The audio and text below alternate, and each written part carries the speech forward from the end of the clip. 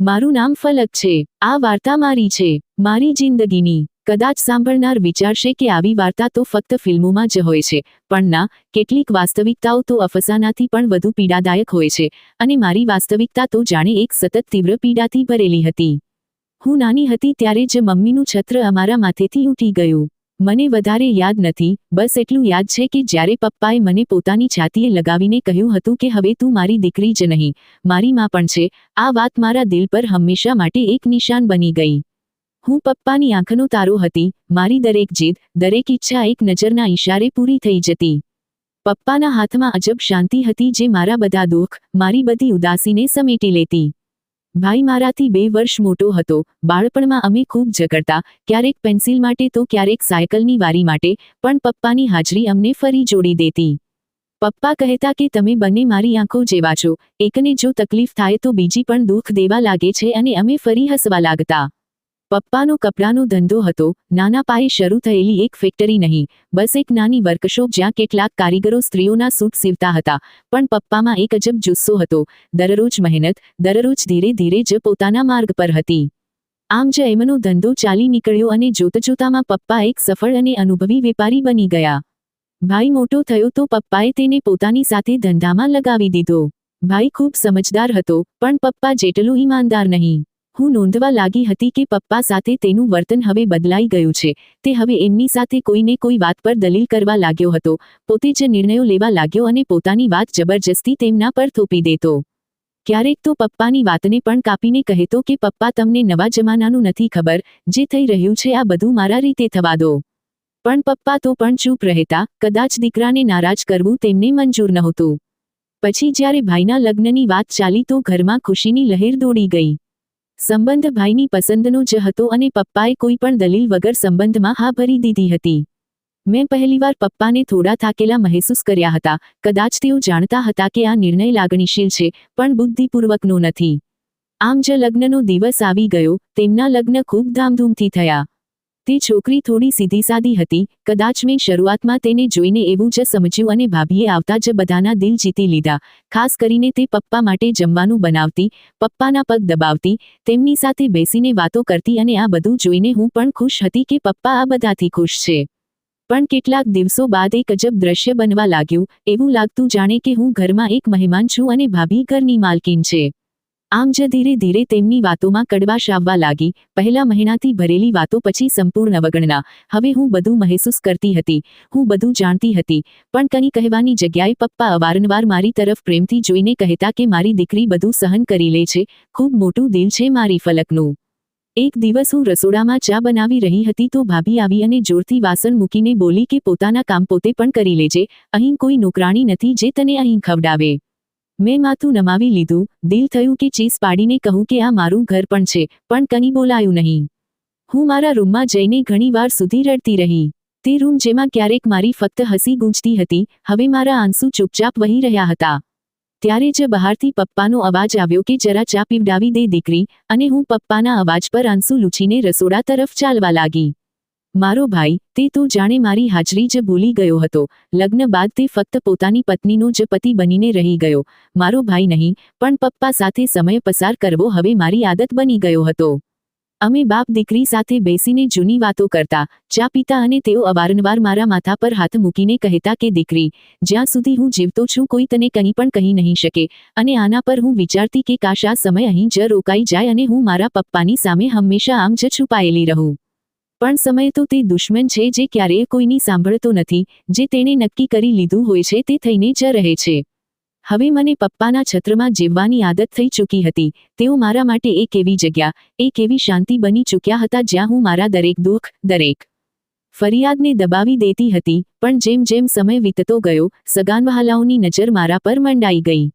દરેક મુલાકાતમાં એક જ વાત થતી કે ફલક તો હવે મોટી થઈ ગઈ છે, તેના માટે કોઈ સારો સંબંધ જોવો જોઈએ, તેના લગ્નની ઉંમર છે. અને પપ્પા આ વાતને હસીને વારંવાર ટાળી દેતા કારણ કે તેઓ હજુ મને પોતાથી દૂર કરવા નહોતા માંગતા. પણ ભાઈને તો જાણે હવે મારા જીવનમાં કોઈ રસ જ નહોતો. તે પપ્પાને કહેતો કે હું તો કહું છું તેને આમ પણ ભણવા લખવાનો કોઈ શોખ નથી, તો આના કરતાં વધુ સારું એ જ રહેશે કે તેના લગ્ન કરી દઈએ, નહીં તો કાલે લોકો વાતો બનાવશે કે હજુ સુધી જવાન બહેનને ઘરમાં બેસાડી રાખી છે. ભાઈની વાત કંઈક અંશે સાચી પણ હતી, કારણ કે મારું મન ભણતરમાં સાચે જ ઉઠી ગયું હતું. મેટ્રિક બાદ બસ એમ જ લાગ્યું કે જાણે કંઈક બીજું શીખવાનું મન જ નથી થતું. પણ આ પણ હકીકત હતી કે લગ્ન મારા વિચારમાં ક્યાંય પણ નહોતા, ના સપનામાં ના ખ્યાલોમાં. અને ભાભી પણ તે સમયે ચૂપ નહોતી રહેતી. રોજિંદા તે કોઈને કોઈ વાત કરતી રહેતી અને સંબંધો બતાવતી કે તે છોકરો સારો છે, કમાવનાર છે, તેનું પોતાનું ઘર પણ છે. અને પપ્પા દર વખતે તેમની વાતો પર વિચારમાં પડી જતા. તેઓ ફક્ત મારી મરજી ઈચ્છતા હતા, પણ ભાભીની જીદ અને ભાઈની સતત આ વિશે વાત કરવી જાણે તેમને મૂંઝવણમાં મૂકી દીધા હતા. એક દિવસ પપ્પાએ મને રૂમમાં બોલાવી અને તેઓ રૂમના ખૂણામાં બેસીને કંઈક વિચારી રહ્યા હતા. હું તેમની પાસે ગઈ તો બોલ્યા, દીકરી, એક સંબંધ આવ્યો છે. તારી ભાભીના સગાનવહાલામાંથી એક છોકરો છે. મેં તે લોકો સાથે હજુ વાત નથી કરી, પણ તારી ભાભી કહી રહી છે કે છોકરો સારી કમાણી કરે છે. દીકરી, તું આ વિશે શું કહે છે? આ સાંભળ્યા બાદ મારા દિલમાં જાણે કંઈક તૂટી ગયું. તો પણ પોતાને સંભાળીને મેં ધીમેથી કહ્યું કે પપ્પા, તમને જે ઠીક લાગે તે મને મંજૂર હશે.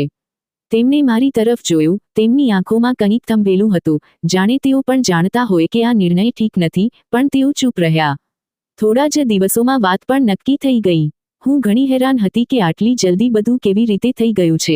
કદાચ એટલા માટે કે સગાનવહાલા પપ્પાને આ સંબંધ માટે મનાવવામાં સફળ થઈ ગયા હતા, કે કદાચ તેઓ એકલા થાકી ચૂક્યા હતા. અવાજ ક્યાંક ખોવાયેલો લાગતો. મારા લગ્ન થઈ ચૂક્યા હતા, પણ લગ્ન બાદ જ્યારે હું પહેલીવાર સાસરે આવી તો ત્યાં મારું સ્વાગત પણ અજબ હતું. સાસુએ બસ માથું હલાવીને મને ખોટા સ્મિતથી જોયું અને રૂમ તરફ ઈશારો કરી દીધો. ના કોઈ વાત થઈ, ના મીઠું સ્મિત. અને પતિ, તે તો એક શાંત માણસ હતો. પહેલા તો મેં વિચાર્યું કદાચ તેમની આદત જ આવી હશે, પણ કેટલાક દિવસોમાં અંદાજો થઈ ગયો કે તે વાતચીત સાથે વધારે જોડાયેલો નથી. ક્યારેક રૂમમાં આવતો તો બસ મોબાઈલ લઈને બેસી જતો.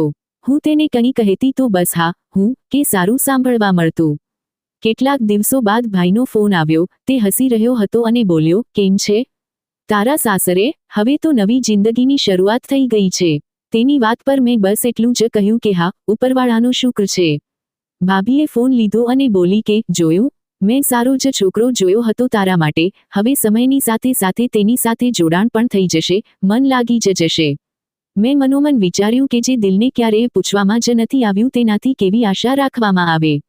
મેં દિલમાં નહોતું વિચાર્યું કે તે કોઈ અજાણી વ્યક્તિ માટે પણ ધબકશે. સાસરે બધું માપી તોલીને જ મળતું હતું. વાત પણ, સમય પણ અને ઇજ્જત પણ. સવારનો નાસ્તો બનાવતી તો સાસુ મોં ચડાવતી, પણ બાદમાં ખાઈ પણ લેતી. લગ્નને હજુ 3 મહિના થયા હતા, જ્યારે એક દિવસ સાંજે દરવાજા પર ટકોરા પડ્યા. દરવાજો ખોલ્યો તો એક અજાણી સ્ત્રી ઊભી હતી. ચહેરા પર અજબ ભાવ હતા અને આંખોમાં ગુસ્સો. તેણે પોતાના વિશે કંઈ પણ જણાવ્યા વગર કહ્યું કે, અનવર ઘરમાં છે? અને હું ખચકાઈને કહેવા લાગી, જી, તમે કોણ? તે બોલી, હું તેની પત્ની છું. મારી સાસુ તો જાણે તે જ પડેથી થંભી ગઈ. તે વાત સાદી નહોતી. મને એક ઊંડો આઘાત લાગ્યો. હું કંઈ બોલું તે પહેલા જ તે અંદર ઘૂસી આવી. ડ્રોઈંગ રૂમમાં બેસતા જ મારો પતિ પણ આવી ગયો. તે સ્ત્રીએ તેને જોતા જ મોં પકડી લીધું. અનવર ગભરાઈને બોલ્યો, તું અહીં કેવી રીતે? આના પર તે સ્ત્રીએ હસવાનું શરૂ કરી દીધું અને બોલી, જી હા, હું અહીં આવી છું. કેમ, ડર લાગી રહ્યો છે શું તને? મારી આંખો સામે તે તમાશો ચાલી રહ્યો હતો જેનો હું ક્યારેય પણ પાત્ર બનવા નહોતી માંગતી. ત્યારે જ અનવરે મને ઈશારાથી રૂમમાં જવાનું કહ્યું, પણ હવે તો મોડું થઈ ચૂક્યું હતું. બાદમાં ખબર પડી કે તેણે પહેલા પણ તો 2 લગ્ન કર્યા હતા અને બંનેને જ છૂટાછેડા આપી દીધા હતા. અને આ જેણે હમણાં દરવાજો ખખડાવ્યો તે પણ તેની પત્ની જ હતી, બસ અલગ રહી હતી. મેં પૂછ્યું, આ બધું તે મારાથી કેમ છુપાવ્યું? તો આના પર પતિએ બેદરકારીથી કહ્યું કે, તને જરૂર નથી, સમજી? તેનાથી તને શું ફરક પડે છે? તેની વાત પર હું હેરાન થઈ ગઈ. ફરક તો તે જ દિવસે પડી ગયો હતો જ્યારે તેણે લગ્નમાં નિકાહનામા પર પોતાને અપરિણીત લખાવ્યો હતો. કેટલાક દિવસ બાદ સાસરિયાનું વાતાવરણ વધુ બદલાવા લાગ્યું. સાસુ હવે હુકમ આપવા લાગી હતી કે, ફલક, આ વાસણ ધોઈ દે, બહાર પણ ઝાડુ લગાવી દે અને મારા માટે નાસ્તો જરા સમયસર બનાવી દેજે. અનવર અવારનવાર ઘરે મોડો આવતો. જ્યારે આવતો તો સવાલ કરતો, તે પપ્પા સાથે વાત કરી? અને હું હેરાનીથી કહેતી કે, કઈ બાબતમાં? તો તે કહેતો, પપ્પાને કહે કે તને કંઈક રકમ મોકલી આપે, મારે કામ શરૂ કરવું છે. તેની વાત સાંભળીને જ્યારે મેં પહેલીવારમાં ઇનકાર કર્યો તો તે નારાજ થઈ ગયો. બીજા દિવસે ઘરમાં તેનો વર્તન કડકવાતો. પછી રાત્રે તે આવીને મને બોલ્યો કે, જો ફલક, આ તારા પપ્પાનો જ તો ફાયદો છે, કાલે તારા જ કામ આવશે. પછી મેં નિર્ણય કરી લીધો કે હું તેમની સાથે વાત કરી લઈશ. મેં પપ્પાને ફોન કર્યો. તબિયત પૂછ્યા બાદ એટલું જ કહ્યું કે પપ્પા, અનવરનું કહેવું છે કે તેને કંઈક રકમ જોઈએ છે. પપ્પાએ પૂછ્યું, દીકરી, શું તું આ વાત તારા દિલથી કહી રહી છે? કોઈ જોર જબરદસ્તી તો નથી ને? પણ હું ચૂપ થઈ ગઈ અને પછી કહ્યું, જી પપ્પા, કદાચ તેમને સાચે જ જરૂર છે. કેટલાક દિવસમાં પૈસા આવી ગયા. અનવર ખુશ થઈ ગયો. એક અઠવાડિયા સુધી બધું ઠીક ચાલતું રહ્યું. પછી એક દિવસ સાંજે સાસુ બોલી કે, ફલક, સાંભળ, તારા પપ્પાને કહેજે એક મોટરસાયકલ લાવી આપે, અનવરને ખૂબ મુશ્કેલી થાય છે આવવા જવામાં. મેં જવાબ આપ્યો કે, મમ્મીજી, થોડા દિવસ પહેલા જ તો પપ્પાએ કંઈક પૈસા મોકલ્યા હતા. તે તરત બોલી, જ્યારે દીકરીના બાપ છે તો સાસરિયા પર ધ્યાન આપવું તો તેમની જવાબદારી છે. રાત્રે અનવર મને કહેતો કે, તું પપ્પા સાથે વાત કેમ નથી કરી રહી? શું સમસ્યા છે? વાત કર તેમની સાથે, તારા કારણે મારું કામ પણ બગડી રહ્યું છે. મેં હિંમત કરીને કહ્યું, પહેલા પણ પપ્પાએ કોઈ પણ સવાલ વગર પૈસા આપી દીધા હતા, પણ આ વાત હવે રોકાવાનું નામ જ નથી લઈ રહી. તેણે ગુસ્સાથી મેજ પર હાથ માર્યો, પછી બોલ્યો, તો તું હવે પણ અહીં અટકેલી છે? મેં તને ઇજ્જત આપી, ઘર આપ્યું અને તું હવે મારા પર સવાલ ઉઠાવી રહી છે. તે કઈ ઇજ્જતની વાત કરી રહ્યો હતો? તે ઇજ્જત જે ક્યારેય મળી જ નહીં, તેનો ઉલ્લેખ કરીને તે મને ચૂપ કરી દેતો હતો. હું કંઈ ન બોલી અને પપ્પાને બધું ન જણાવ્યું, બસ એટલું જ કહ્યું કે, હાલ પૂરતું કંઈ ન મોકલશો.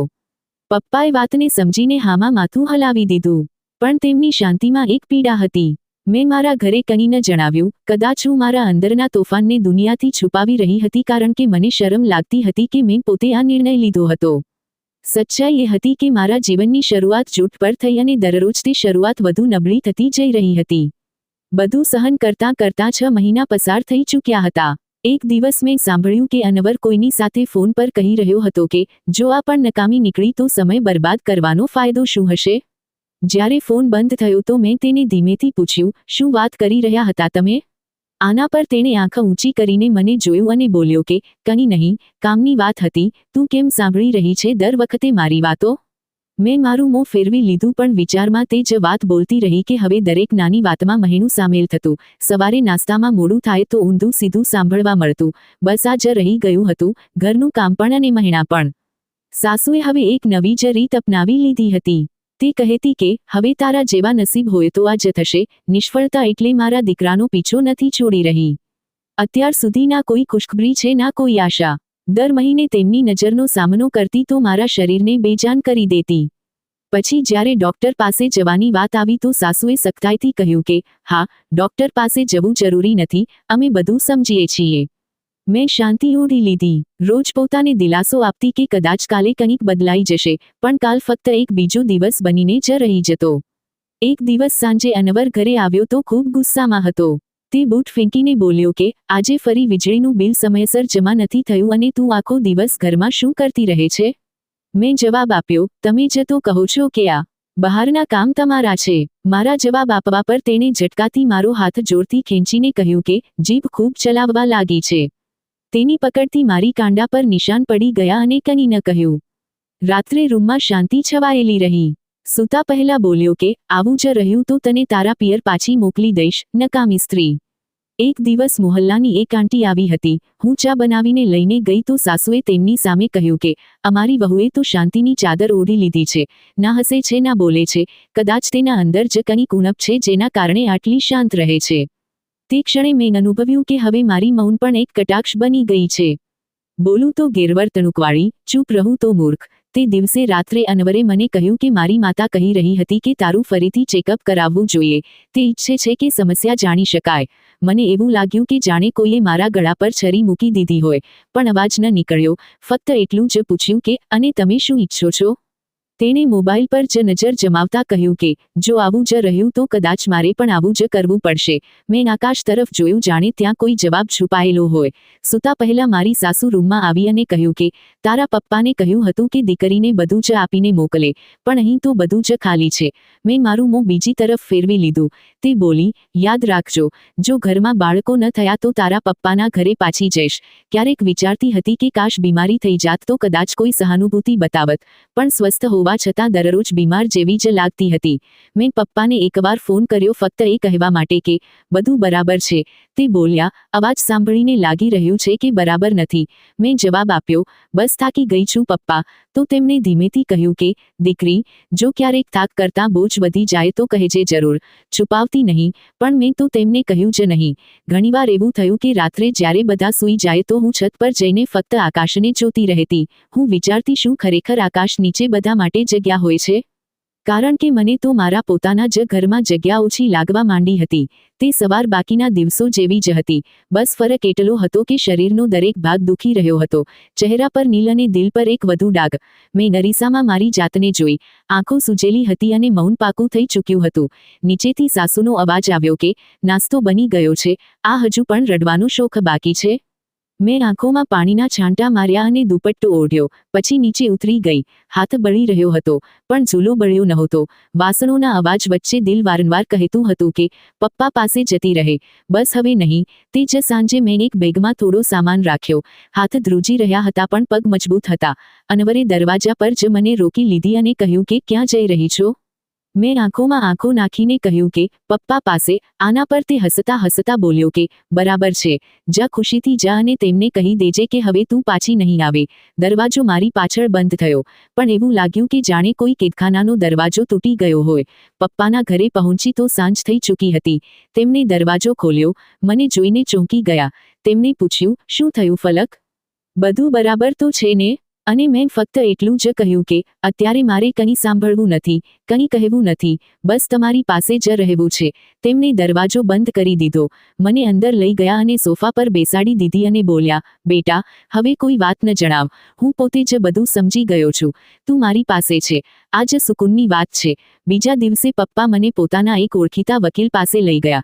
ત્યાં બેસીને પહેલીવાર વકીલે બધી વાત સાંભળી. કેટલાક સવાલ કર્યા, કેટલાક દસ્તાવેજો તૈયાર કરાવી દીધા. અનવરને નોટિસ મોકલી દેવામાં આવી. 3 દિવસ પછી તેનો જવાબ પણ આવ્યો. બિલકુલ અલગ અને સીધો બોલ્યો કે મંજૂર છે. હું પણ હવે આના પર કોઈ વાત કરવા માંગતો નથી. પછી મેં પણ સહી કરી દીધી અને અદાલતના એક શાંત રૂમમાં મારી જિંદગીનો સૌથી અવાજવાળો નિર્ણય બંધ થઈ ગયો હતો. પપ્પા સાથે રહેતા થોડી શાંતિ જરૂર મળી, પણ ભાઈનું વર્તન બદલાવા લાગ્યું હતું. એક સાંજે તે આવ્યો. રૂમમાં દાખલ થતાં જ કહેવા લાગ્યો કે તમે તેને તલાક અપાવી દીધી છે. આ સારું નથી કર્યું પપ્પા. દીકરી માટે પપ્પા બનવાના ચક્કરમાં તમે દીકરીને જ તલાક અપાવી દીધી. પછી પપ્પાએ એક ઠંડો શ્વાસ લીધો અને કહ્યું કે હા, તેને તલાક અપાવી છે, પણ બરબાદ થતા બચાવી લીધી છે. તું નથી જાણતો કે તારી બહેને ત્યાં શું શું સહન કર્યું. આના પર ભાઈ મોઢું ફેરવીને ચાલ્યો ગયો અને બીજા જ દિવસે મારી સાથે વાત કરવાનું બંધ કરી દીધું. ઘરમાં મને અવગણવા લાગ્યો. ભાભીને તો જાણે મોકો જ મળી ગયો હતો. એક દિવસ હું રસોડામાં હતી. તે આવી અને બોલી, આ ઘર ના તારા પપ્પાનું છે ના તારું. આ હક તે લોકોનો હોય છે જેના નસીબમાં ઇજ્જત હોય, તલાકશુદા સ્ત્રીઓનો નહીં. હું ચૂપ રહી. જવાબ આપતી તો મામલો વધુ વણસી જાત. તેમ પણ મૌન હવે મારી આદત બની ચૂકી હતી. ભાઈએ પપ્પા સાથે વાત કરવાનું ઓછું કરી દીધું. વેપારના નિર્ણયો પણ તે પોતે જ કરવા લાગ્યો. હું પણ હવે પોતે કમાઉં છું. દરેક વખતે પપ્પાની ન ચાલવી જોઈએ. પપ્પા આ બધું સહન કરતા પણ હું જોતી હતી કે તેમના ચહેરા પર પણ થાક વધી રહ્યો છે. એક દિવસ તે મને પોતાની સાથે છત પર લઈ ગયા. ત્યાં જ જૂની ખુરશી પર બેઠા. હું તેમની પાસે બેસી ગઈ. તેમણે આકાશ તરફ જોયું અને કહ્યું કે દીકરી, ક્યારેક ક્યારેક સંતાનને બચાવવા માટે પિતાને બધું જ સહન કરવું પડે છે. મેં તેમનો હાથ પકડ્યો અને તેમને કહ્યું, પણ પપ્પા, હું તમારા પર બોજ બનવા નથી માંગતી. કંઈક કામ કરવા માંગુ છું. તેમણે હસીને કહ્યું કે ના મારી દીકરી, તું બોજ નથી. બસ તું ખુશ રહ્યા જ પૂરતું છે. થોડા દિવસ પછી મેં એક સિલાઈ શીખવાના સેન્ટરમાં પ્રવેશ લીધો. પપ્પાએ પોતે ફોર્મ ભર્યો અને મને કહ્યું કે તારી દુનિયા જાતે બનાવ. બીજાઓ પાસેથી આશા રાખીશ તો દિલ તૂટશે. સેન્ટરમાં જવું મારા માટે નવી દુનિયામાં પગ મૂકવા જેવું જ હતું. ત્યાં બીજી છોકરીઓ પણ હતી, પોતાની અલગ વાર્તા સાથે, અલગ દર્દ. તે બધામાં એક મજબૂરી પણ હતી કે તે બધા ફરીથી જીવવા માંગતી હતી. ભાઈનું વર્તન વધુ બગડવા લાગ્યું. ઘરમાં ફરીથી વાતો થવા લાગી કે તેના લગ્ન ફરીથી કરાવી દેવા જોઈએ. આખરે ક્યાં સુધી આ આપણા માથે સવાર રહેશે? પપ્પા શાંતિથી સાંભળતા, પછી કહેતા કે તેની જિંદગી છે, નિર્ણય પણ તેનો જ હોવો જોઈએ. પણ હું જાણતી હતી કે તે દબાણ અનુભવે છે. પણ તે દબાણ હવે ઘરની દિવાલો પર પણ અનુભવાવા લાગ્યું હતું. સિલાઈ શીખ્યાના 3 મહિના પછી જ મને એક નાના યુનિટમાં કામ મળી ગયું. પગાર પગાર નજીવો હતો, પણ મારા માટે તે પગાર નહીં, એક નવી લાગણી હતી. દર સાંજે જ્યારે પાછી આવતી તો પપ્પા દરવાજા પર રાહ જોતા હોય અને કહેતા, આવી ગઈ મારી દીકરી. હું કહેતી, જી પપ્પા, આજે કપડાની કટિંગમાં ભૂલ ન થઈ. માસ્ટર સાહેબે મારી તારીફ પણ કરી. તે હસીને કહેતા, મારી દીકરી, તું તો હંમેશા જ તારીફને લાયક હતી. બસ સમયે તને ક્યાંક છુપાવી દીધી હતી, પણ સમય વધુ સમય છુપાવી નથી રાખતો. એક સાંજે પાછા ફરતા મેં જોયું કે તે દરવાજો ખુલ્લો છે. ઘરમાં શાંતિ હતી. ભાઈનો અવાજ નીચેના રૂમમાંથી આવી રહ્યો હતો. ભાભી પણ સાથે જ હતી અને ઉપર પહોંચી તો આંટી રડતી આવી. ફલક બેટા, તારા પપ્પા. આ વાત અધૂરી રહી ગઈ. મારા પગ નીચેથી જમીન સરકી ગઈ. ફેક્ટરીમાં જ તેમને હાર્ટ એટેક આવ્યો હતો. ફક્ત 15 મિનિટમાં જ મારું બધું જ ખતમ થઈ ગયું હતું. તે સમયે બધું જ બદલાઈ ગયું. ઘરના બારણા અને દિવાલો તો તે જ હતી, પણ છાયો હવે જઈ ચૂક્યો હતો. તે ખુરશી જ્યાં પપ્પા બેસતા હતા, તે ટોપી જે હંમેશા સામે ટેબલ પર રહેતી હતી, બધું તે જ હતું, પણ તે પોતે નહોતા. પહેલા દિવસે તો બધા લોકો આવ્યા. અફસોસ થયો. વિધિ પૂરી થઈ. પણ બીજા દિવસે જ ભાઈની વાતો બદલાવા લાગી. તે કહેતો, પપ્પાનો વેપાર હવે મારે જ સંભાળવો પડશે. આખરે હું જ તેમની સાથે હતો. કોઈએ ન કહ્યું કે તે વેપાર પપ્પાએ પોતાની સખત મહેનતથી બનાવ્યો હતો. તું ફક્ત તેમાં સામેલ હતો. ભાભીએ મને રસોડાથી દૂર કરી દીધી. પપ્પા હવે નથી રહ્યા. હવે ઘરનું કામ અલગ હશે. મેં મારી પ્લેટ અને કપને એક નાના બેગમાં રાખી લીધા. હવે હું ઉપરના રૂમમાં રહેતી હતી. મારો નાસ્તો જાતે બનાવતી, મારું ખાવાનું જાતે લઈ આવતી. એક દિવસ ભાઈ બેઠકમાં કેટલાક કાગળો ફેલાવીને બેઠો હતો. હું શાંતિથી પસાર થઈ તો તેનો અવાજ આવ્યો કે, ફલક જરા રોકાવ. હું રોકાઈ. આ ફેક્ટરીની માલિકીનો કાગળ છે. પપ્પાની સહી છે. હું તેનો માલિક છું. તને જો કોઈ વસ્તુ જોઈએ તો હવે વાત કરી લે. પછી મારી ફરિયાદ ન કરતી. મેં કહ્યું, હું તો એમ જ સમજતી હતી કે પપ્પાએ બધું જ આપણા બંને માટે જ બનાવ્યું છે. તે બોલ્યો, હા, પણ ચલાવનાર તો હું હતો. હવે તારી વાતોથી ગૂંચવણ થાય છે. તે પછી મને કોઈ મીટિંગમાં સામેલ ન કરવામાં આવી. ફેક્ટરીની ચાવીઓ બદલી દેવામાં આવી. અકાઉન્ટની રસીદો ખતમ કરી દેવામાં આવી. મારા પૂછવા પર ફક્ત એટલું કહેવાતું કે, હવે બધું જ રીતરિવાજ પ્રમાણે થશે. સિલાઈ યુનિટની એક કામવાળી બહેને એક દિવસ મને કહ્યું કે, બહેન, તું તો જોવાથી મોટા ઘરની લાગે છે. અહીં કેમ આવે છે? શું મજબૂરી છે? મેં કહ્યું, ઘર તો તે હોય છે જ્યાં તમારી પોતાની જગ્યાનો વિશ્વાસ હોય, અને જ્યાં હું રહું છું ત્યાં બસ જગ્યા બાકી છે, કોઈ હક નહીં. ભાઈની જીભ પર હવે પપ્પાનો ઉલ્લેખ પણ ઓછો થઈ ગયો હતો, પણ પ્રોપર્ટીની વાતો વધવા લાગી હતી. એક દિવસ બેઠકમાં અવાજ સાંભળ્યો કે, ઘરનું વિભાજન કરવા વિશે પણ વિચાર્યું હશે. આખરે બાળકો મોટા થઈ રહ્યા છે. તેમના વિશે પણ કંઈક વિચારવાનું છે. અને ત્યાં બેઠેલા એક મહેમાને તેમને પૂછ્યું કે, ફલક બહેનના હિસ્સાનું શું થશે? આના પર ભાઈએ કહ્યું કે, દીકરીઓનો હિસ્સો ફક્ત કાગળ પર હોય છે, વ્યવહારિક રીતે તો કંઈ પણ નહીં. મેં આ બધું ચૂપચાપ સાંભળી લીધું. હું તે ઘરમાં મહેમાનથી ઓછી સમજવામાં આવતી નહોતી. કપડાં ધોવા, પાણી ભરવું, અહીં સુધી કે પોતાનું લાઇટનું બિલ પણ જાતે જ આપવું, આ બધું મારા માટે બિલકુલ સામાન્ય બની ચૂક્યું હતું. એક દિવસ ભાભીએ કહ્યું કે, ઉપરના રૂમમાં અમારો દીકરો ભણવા લાગ્યો છે. તું ક્યાંક બીજી વ્યવસ્થા કરી લે. મેં સવાલ કર્યો, તો હું બીજે ક્યાં જાઉં? તે બોલી, અનાથ આશ્રમ સારી જગ્યા છે. તારે તેના વિશે વિચારવું જોઈએ. અને બાકીની વાત સમજવા માટે તું પોતે જ સમજદાર છે. હવે પોતે જ તેનો મતલબ સમજ. તે રાત્રે હું છત પર ખૂબ મોડી સુધી બેસી રહી. આકાશ પર તારા હતા, પણ કોઈ પણ રોશની મારા માટે નહોતી. વિચાર્યું કે, જો આજે પપ્પા હોત તો આ બધું ક્યારેય ન થાત. પછી યાદ આવ્યું કે તે હવે ક્યારેય નહીં આવે. બીજા દિવસે સવારે મેં મારી એક ડાયરી અને થોડી દવાઓ લીધી. પછી દરવાજો બંધ કરતી વખતે છેલ્લીવાર નીચે જોયું તો ભાઈ સોફા પર બેઠેલો મોબાઈલ જોઈ રહ્યો હતો અને ભાભી બાળકોને જમાડી રહી હતી. કોઈએ પણ જરા માથું ઊંચું કરીને ન પૂછ્યું કે હું ક્યાં જઈ રહી છું. પણ સાચું એ હતું કે હું મરજીથી જઈ નહોતી રહી. મને ત્યાંથી કાઢવામાં આવી રહી હતી. દરવાજો બંધ થયો અને એક નિર્ણય ખુલી ગયો. હવે મારે જાતે જ મારી જગ્યા બનાવવાની હતી. શું કોઈ અજાણી વ્યક્તિની મહેરબાનીથી મેં તે દિવસે તે ઘર છોડ્યું. ત્યાંથી જ મારી જિંદગીનો એક નવો વળાંક ખુલ્યો. થોડા દિવસ સુધી હું અલગ અલગ સહેલીઓના ઘરે રોકાઈ, પણ દરેક જગ્યાએ બસ એટલો જ સમય મળતો કે જ્યાં સુધી સવાલ ન ઊભો થાય. પછી હું શહેરના એક જૂના કબ્રસ્તાન પાસે એક ખાલી બેઠકમાં પહોંચી જે ચોકીદાર માટે બની હતી. રાત ત્યાં પસાર થઈ જતી. દિવસમાં કોઈ નાની મસ્જિદમાં કે મહોલ્લાના ઘરે કામ કરીને થોડા રૂપિયા કમાવી લેતી. બસ એટલું જ પૂરતું હતું જીવવા માટે. આ દરમિયાન એક દિવસ એક ચહેરો મળ્યો. મારી માસી જે ક્યારેક પપ્પા પાસેથી દવા લેવા આવી હતી, મને બજારમાં મળી. તે મારી હાલત જોઈને હેરાન થઈ ગઈ. પૂછવા લાગી કે, ફલક બેટા, ઘરે પાછી કેમ નથી ગઈ? મેં તેમની તરફ જોયું, ધીમેથી કહ્યું, તે હવે મારા માટે જગ્યા બાકી નથી રહી છે. તેમણે મારા કપાળ પર હાથ મૂક્યો અને બોલી કે, કાશ તારા પપ્પા આ સમયે જીવતા હોત તો આ દિવસ ક્યારેય ન જોવો પડત. તને ખબર છે? તારા ભાઈએ ફેક્ટરી વેચી દીધી છે. મારા પગ રોકાઈ ગયા. મેં સવાલભરી નજરોથી તેમને જોયું. 2 દિવસ પહેલા જ એક પાર્ટી આવી હતી. આખી ઓફિસ જોઈને ગઈ છે. હું તો હેરાન હતી. તે જગ્યા તો આપણા પપ્પાના નામ પર હતી. હું શાંત થઈ ગઈ. થોડા કલાક પછી એક બીજા જૂના વર્કર સાથે વાત થઈ જે હજુ યુનિટમાં કામ કરી રહ્યો હતો. તેણે જણાવ્યું કે હવે આપણને નવો માલિક જ સંભાળશે. બધું જ બદલાવાનું છે. મેં વિચાર્યું, તે ફેક્ટરી જેના માટે પપ્પા કેટલી રાતો સુધી જાગતા હતા, તે હવે કોઈ બીજાની હતી. હું સાંજે સીધી જૂની ઓફિસની બહાર પહોંચી ગઈ. સાઇન બોર્ડ પણ હવે બદલાઈ ચૂક્યો હતો. જ્યાં ક્યારેક ટેક્સટાઇલ લખેલું હતું, ત્યાં હવે ફેશન હાઉસ ઝળકી રહ્યું હતું.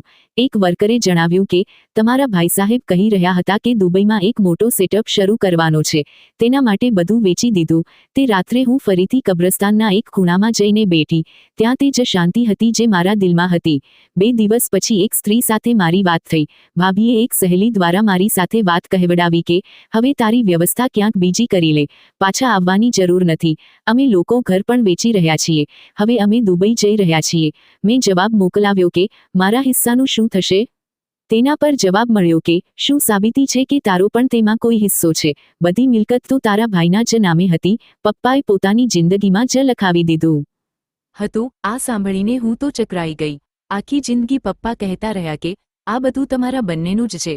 પછી હવે આ કેવી રીતે શક્ય હતું? મેં બીજા દિવસે તે જૂના કાગળો બતાવ્યા જે મારી પાસે ફોટોકોપીના રૂપમાં હતા. તે થોડીવાર જોતો રહ્યો. પછી કહેવા લાગ્યો કે આ માણસ વિચિત્ર લાગે છે. ઘણું બધું છુપાયેલું છે. મેં જ્યારે પૂછ્યું કે સહીઓ ખોટી હોઈ શકે છે, તો તેણે કહ્યું કે હા, બિલકુલ શક્ય છે. આ સહીઓ કોઈ બીજા સમયે લેવામાં આવી હશે, જેનો અહીં ઉપયોગ કરવામાં આવ્યો છે. તમારે અસલી સહીઓની કોઈ રસીદ મેળવવી પડશે. તેની પાસે જવાનો અર્થ એ છે કે માર્ગ પણ ભાઈને પૂછવો પડશે, જે તે ક્યારેય નહીં કહે. ભાઈ તેમના છેલ્લા અઠવાડિયા પસાર કરી રહ્યા છે. તે પછી દુબઈ શિફ્ટ થઈ જશે. મેં તેમના ફ્લેટની બહાર થોડા કલાકો રાહ જોઈ.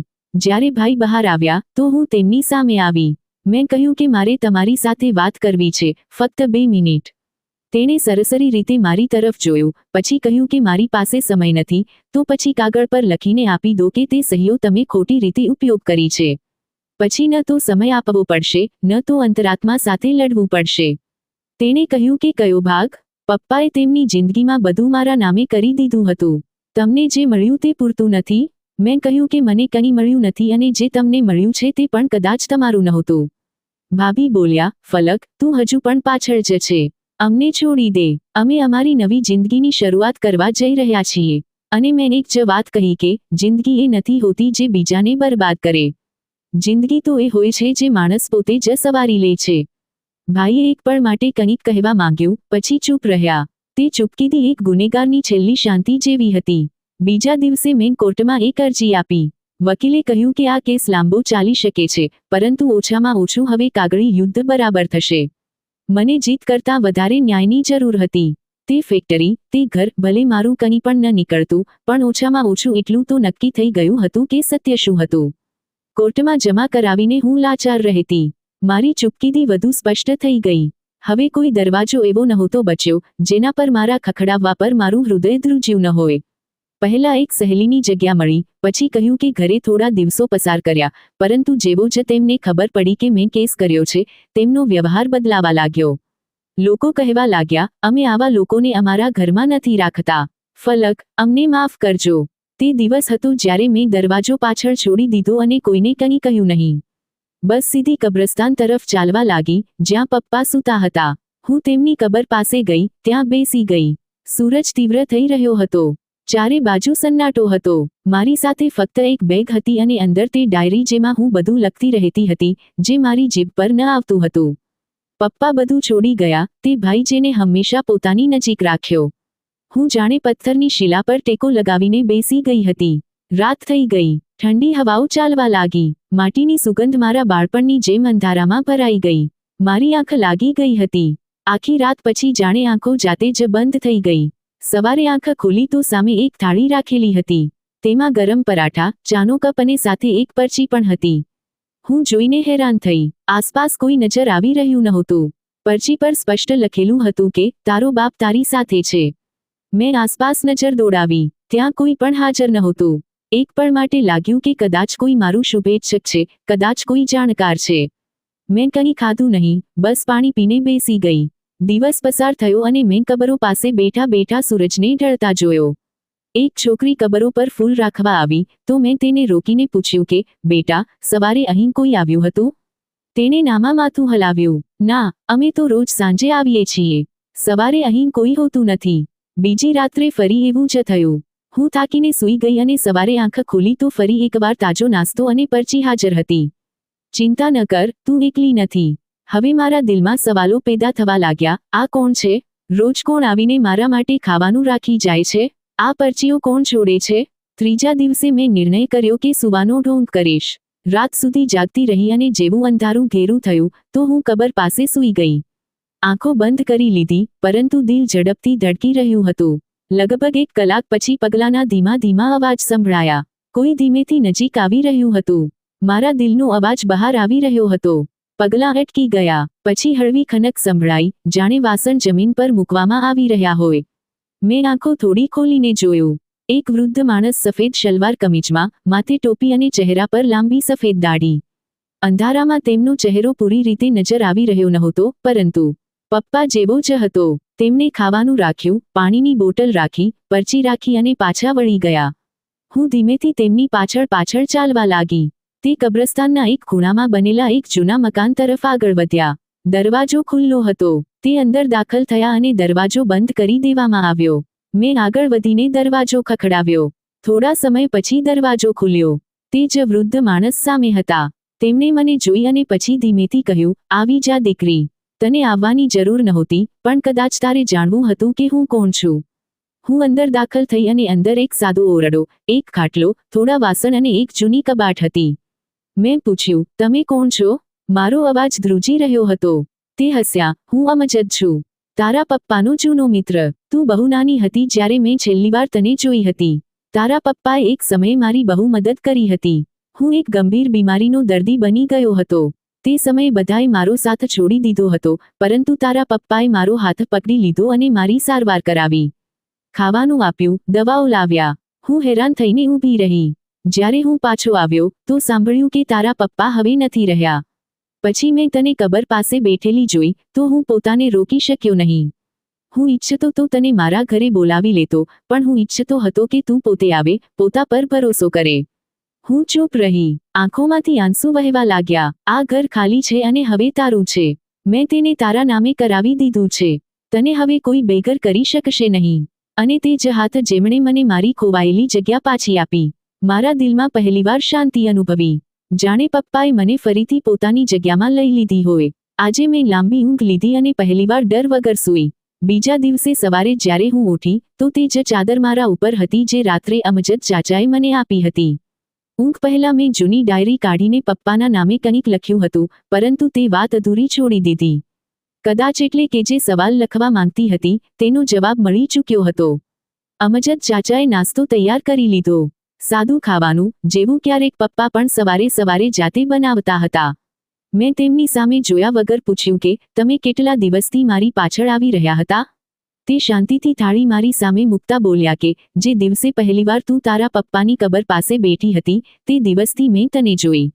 મેં પૂછ્યું, તો તે બધું તમે એકલા જ કર્યું? તે ખાવાનું, પાણીની બોટલ અને તે પરચીઓ? તેમણે હસીને જવાબ આપ્યો, હા, હું એકલો છું તો કામ પણ બધું જાતે જ કરું છું. તે પરચીઓ તને ફક્ત એ યાદ અપાવવા માટે હતી કે તું મારાથી દૂર થઈ ગઈ છે. મેં પૂછ્યું, તમે મને પહેલા કેમ ન મળ્યા? તે ખુરશી પર બેસી ગયા. નજર દરવાજા તરફ નાખીને બોલ્યા, તારા પપ્પા સખત તો હતા, સાથે જ શાંત પણ. તે દિવસોમાં જ્યારે બધાએ મારા પર દરવાજો બંધ કર્યો તો ફક્ત એક તે જ આવ્યા અને મારા ઘા ઢાંક્યા. મને ભોજન આપ્યું. ઘણા સમય પછી હવે હું પાછો મારા ગામથી આવ્યો તો બસે જ સાંભળ્યું કે તે નથી રહ્યા. જ્યારે હું પાછો આવ્યો તો તારી હાલત જોઈ તો મારું દિલ ન માન્યું. હું તને આમ નિરાધાર જોઈ શકતો નહોતો. પછી બોલ્યા કે ન તો પત્ની સાથે રહી, ન સંતાન. કદાચ તારો બાપ જ મારું બધું હતું. અને જે ક્યારેક પપ્પાના અવાજમાં સાંભળતી હતી તે તેમના અવાજમાં અનુભવ્યું. મેં કહ્યું, તમે મને પોતાની સમજી. હું આભારી છું. તે હસતા બોલ્યા, આભાર નહીં, આ હક છે. તું મારા મિત્રની નિશાની છે. તારા બાપે મારા પર જે ઉપકાર કર્યો તે કોઈ ચૂકવી શકતું નથી, પરંતુ હું ઈચ્છું છું કે તને તારું મહત્વનો અહેસાસ પોતે થાય. એટલે મેં તને ક્યારેય રસ્તામાં કંઈ કહ્યું નહીં. મેં કહ્યું, તો તે પરચીઓ જે તમે લખતા હતા? તેમણે માથું હલાવ્યું. હા, હું દરરોજ વિચારતો હતો કે આજે શું લખું જે તારા દિલને આધાર આપે. ક્યારેક પપ્પાના અવાજમાં, ક્યારેક મિત્રના અંદાજમાં. મારા મગજમાં તે બધી યાદો ફરવા લાગી. તું એકલી નથી, તારો બાપ તારી સાથે છે. અમજદ ચાચા એક ફાઇલ લાવીને મારી સામે રાખી. આ જો. મેં ખોલ્યું તો એક કાનૂની દસ્તાવેજ નીકળ્યો. તેના પર સ્પષ્ટ લખેલું હતું, આ મકાન જે મારા નામે છે, આજ પછી ફલકના નામે થશે. મારી આંખો ભીની થઈ ગઈ. આ તમે શું કહી રહ્યા છો? તેમણે મારા હાથ થામી લીધા. હું મારી જિંદગીનું તે કરજ ચૂકવી રહ્યો છું, જે તારા બાપે મારા માટે વિના કારણ ચૂકવ્યું હતું, અને તને તે મકાન આપી રહ્યો છું જે આપણું છે. મેં ધીમેથી કહ્યું, આ મકાન આપવા માટે તમે જે કર્યું તે કોઈ બીજું કરી શકતું નહોતું. તે દિવસ પછી મેં તે બેઠક પૂરી રીતે સાફ કરી લીધી. ફર્શ ધોયા, પડદા બદલ્યા. જૂના તાક પર પપ્પાની તસવીર મૂકી દીધી. અમજદ ચાચા રોજ સવારે બેઠકની સામે ઝાડ નીચે ખુરશી પર બેસીને ચા પીતા અને જૂની વાતો સંભળાવતા. એક દિવસ મેં તેમને પૂછ્યું કે તમે ફરીથી જિંદગી શરૂ કરવાનું કેમ ન વિચાર્યું? તે હસીને બોલ્યા, જિંદગી શરૂ નથી કરી શકતો. કેટલાક લોકો ફક્ત રોકશે. પછી આવીને કહ્યું હતું, તો તમે પણ સતત ખાવાનું આપીને મને હિંમત આપી રહ્યા હતા. તેને સંભાળીને રાખજે. પોતે લખી શકે છે. તારા શબ્દો તારો પ્રકાશ હશે. કદાચ આજ તે દિવસ હતો જ્યારે મને અનુભવ્યું કે હું સાચે જ તૂટીને પણ બચી ગઈ છું. હવે મારી પાસે ફક્ત જગ્યા નહોતી, પણ ઓળખ પણ હતી. હવે કાગળી કાર્યવાહી પૂરી થઈ ગઈ અને તે બેઠક સાચે જ મારા નામે થઈ ગઈ. તો અહેસાસ થયો કે હવે હું કોઈ બીજાની છત નીચે નહીં, પણ પોતાના જ ઘરમાં શ્વાસ લઈ રહી છું. તે ફક્ત 2 રૂમનું સાદું મકાન હતું, પરંતુ મારા માટે એક દુનિયા હતી. પહેલીવાર મેં મારી મરજીથી દરવાજા પર નેમપ્લેટ લગાવી, ફલક મંજિલ. અમજદ ચાચા હવે મારા કાયદેસર શુભેચ્છક અને પપ્પાનો દરજ્જો બની ચૂક્યા હતા. અમે સાથે નાસ્તો કરતા, સાથે બજાર જતા અને તે રોજ સાંજે મારી સિલાઈ મશીન પાસે બેસીને જૂના સમાચાર સાંભળતા રહેતા. તેમની હાજરીમાં તે સન્નાટો સમાપ્ત થઈ ચૂક્યો હતો જે વર્ષોથી મારી જિંદગીમાં ગુંજી રહ્યો હતો. એક દિવસ અમજદ ચાચાએ કહ્યું કે, દીકરી, હવે સમય આવી ગયો છે કે તું તારી કલાને કામમાં લે. અહીંના મહોલ્લામાં સ્ત્રીઓને શીખવાની જરૂર છે. તું તેમને શીખવી શકે છે. મેં હળવું માથું હલાવ્યું. આવતા જ અઠવાડિયે મહોલ્લાની 3 છોકરીઓ મારી પાસે સિલાઈ શીખવા આવવા લાગી. તેમાંથી એકની માએ પૂછ્યું કે, તમે પોતે પણ ભણતા હશો? મેં જવાબ આપ્યો, હવે શરૂ કર્યું છે. આ મારો નવો રસ્તો છે. ઘણા દિવસો પસાર થઈ ગયા. એક સાંજે દરવાજા પર ખખડાટ થઈ. બહાર મહોલ્લાનો એક બાળક ઊભો હતો. હાથમાં મોબાઈલ. કોઈ દુબઈથી વાત કરવા માંગે છે. મેં આશ્ચર્યથી ફોન લીધો. લાઇન પર મારો ભાઈ હતો. તે બોલ્યો, હેલો ફલક. હું ચૂપ રહી. તેણે કહ્યું, હું દુબઈમાં છું. બધું ખતમ થઈ ગયું છે. જે કંપની સાથે મારી ભાગીદારી હતી, તે ફ્રોડ નીકળી. ફેક્ટરીના પણ પૈસા ગયા, ઘરના પણ પૈસા ગયા. બધું બરબાદ થઈ ગયું. હવે અહીં મજૂરી કરી રહ્યો છું. મારી જીભ પર શબ્દો નહોતા, પરંતુ દિલમાં હલચલ જરૂર હતી. તે બોલતો રહ્યો, તારી ભાભી મારાથી અલગ થઈ ગઈ છે. બાળકોને પોતાની સાથે લઈને પાછી જતી રહી. મારી પાસે કંઈ પણ બચ્યું નથી. હવે ફક્ત મોબાઈલ બચ્યો છે. કેટલાક દેવા પણ છે. આના પર મેં એક અલગ જવાબ આપ્યો કે, ઉપરવાળો સરળતા કરે. તે ચૂપ થઈ ગયો. પછી થોડીવાર પછી બોલ્યો કે, હું ખોટો હતો, જાણું છું. પરંતુ પપ્પાના મૃત્યુ પછી જાણે કંઈ નજર જ આવતું બંધ થઈ ગયું હતું. તારી સાથે પણ આટલો ખરાબ વ્યવહાર રાખ્યો. ફોન બંધ થયા પછી હું લાંબા સમય સુધી ખુરશી પર બેસી રહી. ન તો મને ગુસ્સો હતો, ન અફસોસ. બસ એક અહેસાસ કે બધું આખરે સામે આવી જ ગયું. બીજા દિવસે અમજદ ચાચા આવ્યા તો મેં તેમને બધું જણાવ્યું. તે ચૂપ થઈને સાંભળતા રહ્યા.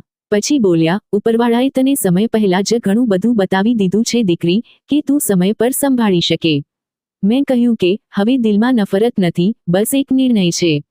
તેમને માથું હલાવ્યું, બહેતર છે.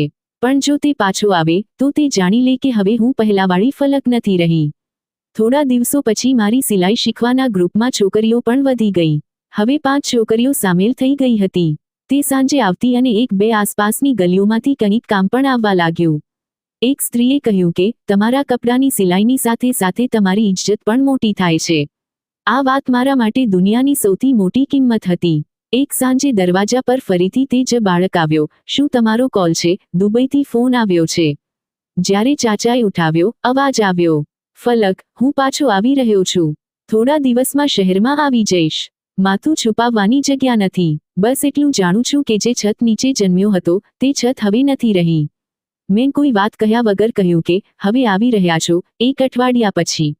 જો પરવાનગી હોય તો થોડા દિવસ તમારી પાસે રોકાઈ જાઉં.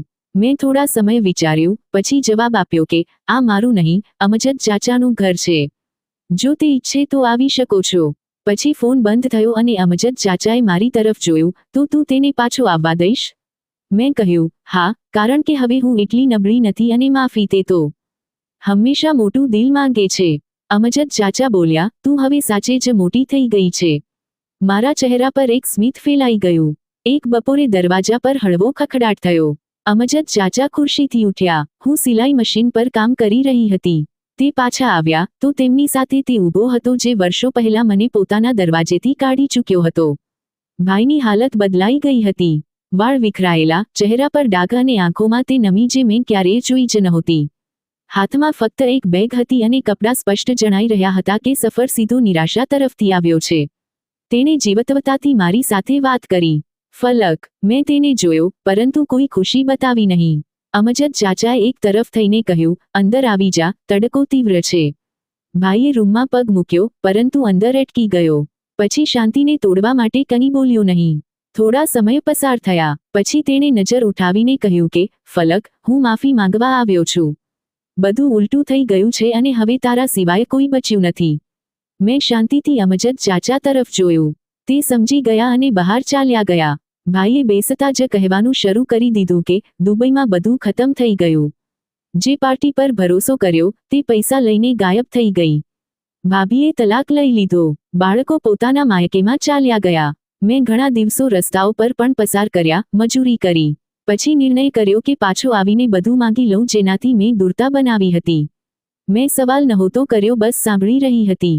હું જાણું છું કે મેં તમારી મિલકત પર પણ કબજો કરી લીધો હતો અને તમને બેઘર કરી દીધા હતા. પરંતુ પલક, હું હવે એવો માણસ નથી રહ્યો. એ ગર્વ, એ દોલત બધું જ છીનવાઈ ગયું છે. હવે ફક્ત એક જ વસ્તુ બાકી રહી ગઈ છે, પસ્તાવો. એ પસ્તાવો ખરેખર તેના ચહેરા પરથી ઝળકી રહ્યો હતો.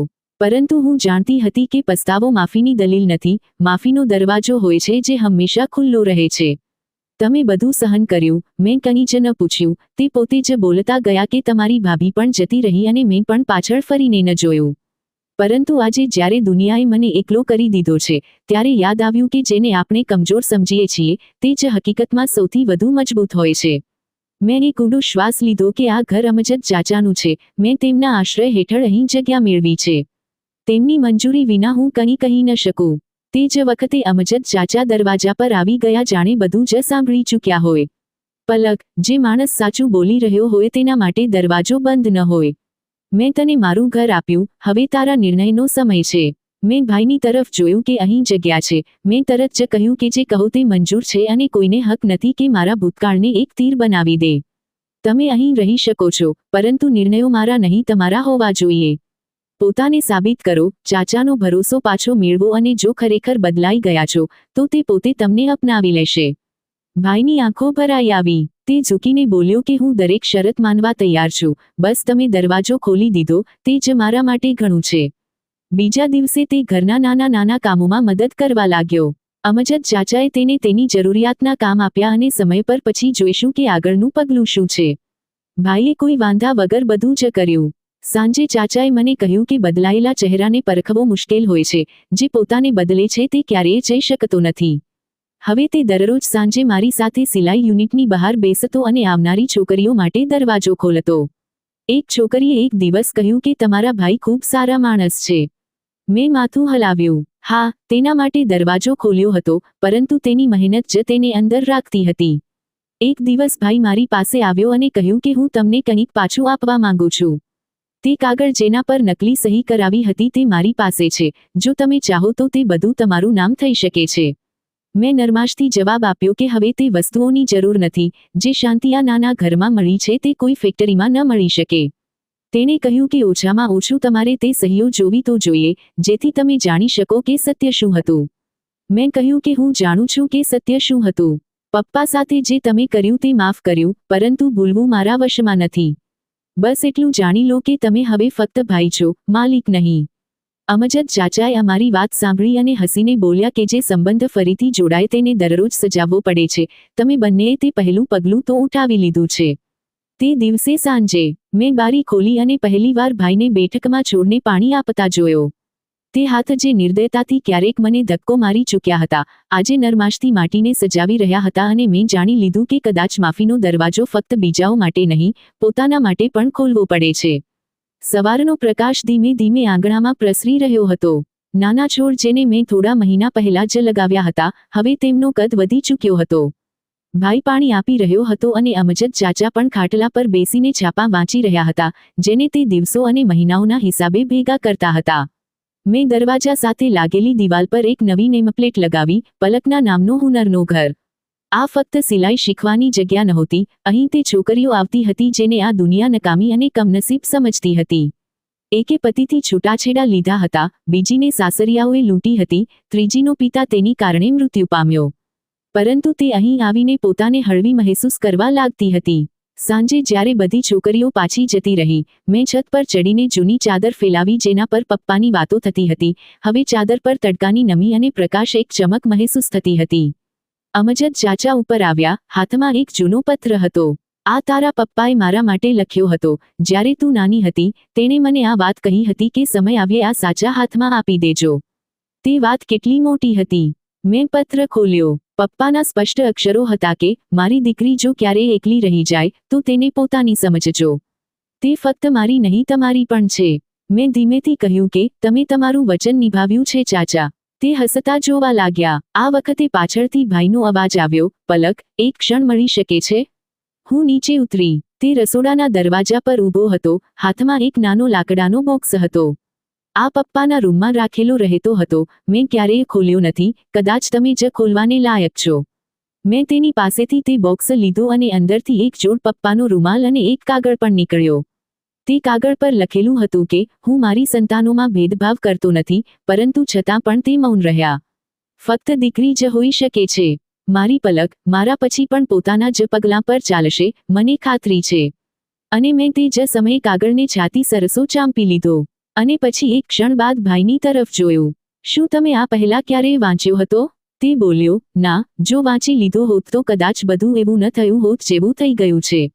મેં ખાલી દિવાલની તરફ જોયું, ઈશારો કરવા માંગુ છું, ભાઈએ કહ્યું, અને હું ઈચ્છું છું કે તેની નીચે તમારું ચિત્ર પણ હોય, જેથી રોજ યાદ રહે કે જેને આપણે કમજોર સમજીએ છીએ તે જ તાકતવર હોય છે. થોડા દિવસો પછી ભાઈને એક નાનું નોકરીનું કામ મળ્યું. એક ગોદામમાં તે દરરોજ સમયસર નીકળતો, મોડેથી પાછો આવતો, બાળકોને જોવાની ઈચ્છામાં તડપતો અને દરરોજ કંઈક ને કંઈક ચાચાને લાવીને આપતો. પછી એક દિવસ બોલ્યા કે જે ઇજ્જતથી કમાય તે પોતાના પૈસા નહીં મહેનત હોય છે. અમે ત્રણેય એક નવી ગતિમાં જોડાઈ ચૂક્યા હતા. ન ભૂતકાળની ફરિયાદ છે, ન ભવિષ્યની જીદ. હવે ફક્ત આ જ હતો, જેમાં અમે એકબીજાને સ્વીકારી લીધા. પછી બીજા બુધવારે હું તેને નજીકના પાર્કમાં લઈ ગઈ, જ્યાં તે બધા બેફિક્રીથી હસી રહ્યા હતા. ચાચાએ વચ્ચે મને કહ્યું કે જે તમે જીવનમાં તમારા દિવસો પસાર કર્યા છે. ભાઈ છત પર મારી પાસે આવ્યો અને પહેલી વાર સીધું કહ્યું કે પલક, તમે જે વખતે મને દરવાજો ખોલ્યો, હું જીવનથી હારી ચૂક્યો હતો. માફીએ મને તે હિંમત આપી જે હું પોતે પણ શોધી ન શક્યો. મેં કંઈ ન કહ્યું કારણ કે બધું સાંભળવા માટે હોય છે, જવાબ આપવા માટે નહીં. ચાચા નજીક આવ્યા, બંનેને જોયા અને ધીમેથી બોલ્યા કે યાદ રાખો, સંબંધો તે હોય છે જે લોહીથી બને છે અને સાચા સંબંધો તે હોય છે જે પોતે આપણી સાથે ઊભા હોય છે. મેં આકાશની તરફ જોયું. કદાચ પપ્પા તે બધું જોઈ રહ્યા હતા અને જો જોઈ રહ્યા હતા તો જાણતા હશે કે હું તૂટી ચૂકી છું. પરંતુ જ્યારે પણ હું પોતાને જોડીને ઊભી થઈ છું, જે સમય પપ્પા સાથે જોડાયો તે ફક્ત લોહીથી પણ બંધાયેલો હતો અને અમજદ ચાચાએ દિલથી કહ્યું કે જીવનમાં જખમ આપણી કમજોરીની જગ્યાએ તાકાત બની શકે છે, તેના માટે પોતા પર વિશ્વાસ હોવો જોઈએ. મિત્રો, આશા રાખું છું કે તમને અમારી વાર્તા પસંદ આવી હશે. વાર્તા પસંદ આવી હોય તો વિડીયોને લાઇક કરો, ચેનલ પર નવા હોવ તો ચેનલને સબસ્ક્રાઇબ કરો અને હા, નોટિફિકેશન બેલને જરૂર દબાવો જેથી આગલી અપડેટ સૌથી પહેલા તમને મળે.